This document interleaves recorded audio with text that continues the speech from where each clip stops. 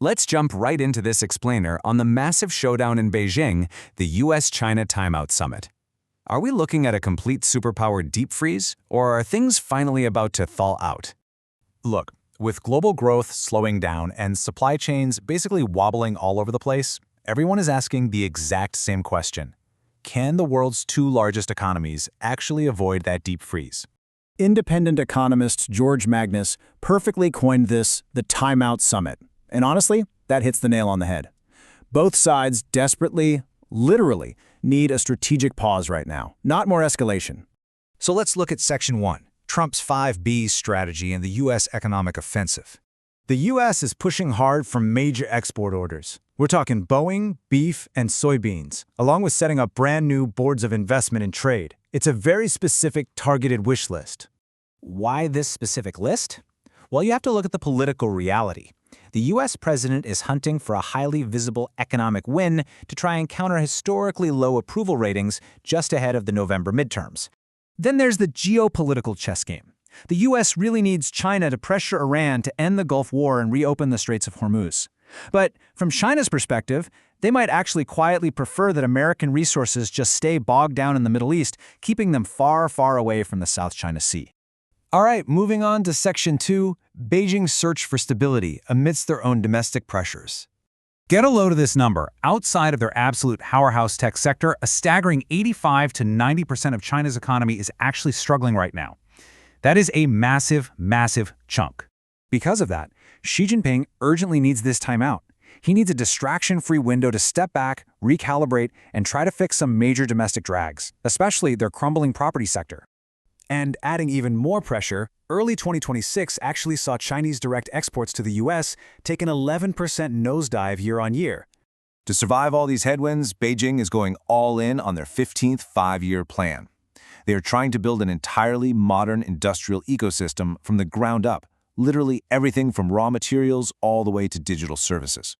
But here's the catch. That grand vision requires access to advanced tech, which means they want looser U.S. export controls on chips and AI.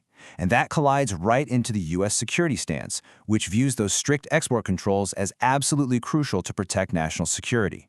Which brings us to Section 3, who holds the upper hand? It really comes down to a balance of vulnerabilities. It's honestly a perfect standoff. You've got the U.S. dealing with upcoming midterms, low approval ratings, and Middle East engagements, while China is juggling a property crisis, dropping exports, and high tariffs. It's a super delicate balancing act for both sides. That being said, Beijing might feel like they have a slight edge here. Why? Well, they've already hosted 23 different foreign leaders seeking commercial deals since 2025.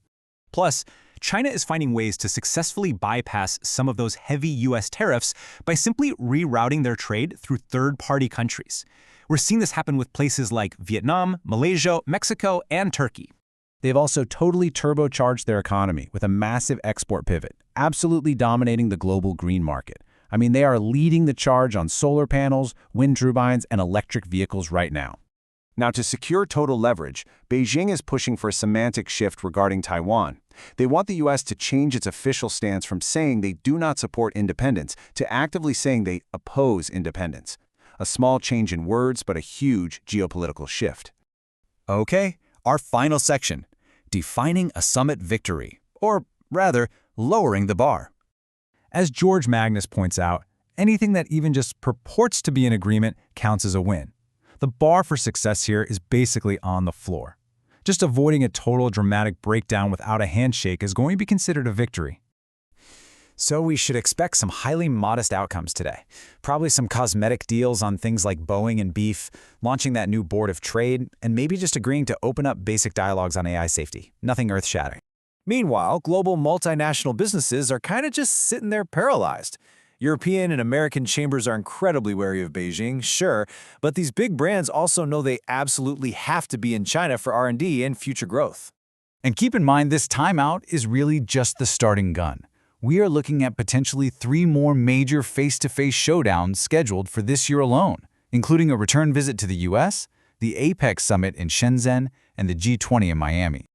So, as they pause the clock for now, we're left with one massive question to chew on. Are these just temporary trade band-aids? Or are we actually witnessing the calm before an inevitable permanent global decoupling.